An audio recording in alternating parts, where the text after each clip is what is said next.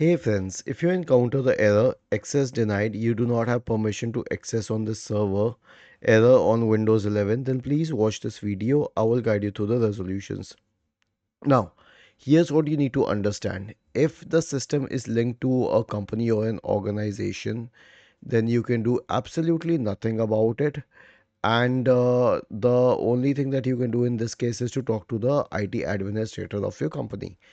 But here's one more thing that I would have tried if it was a home computer. Search for UAC or user account control. Click on this option. This option might be at the second or third level. Pull it down to the absolute last one. It says not recommended. That's okay. Click on OK. That's it.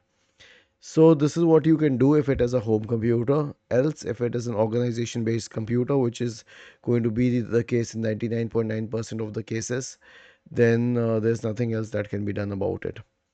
Was this helpful? If yes, then please subscribe to the channel.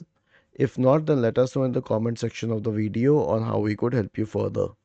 Thank you for watching this video and have a nice day.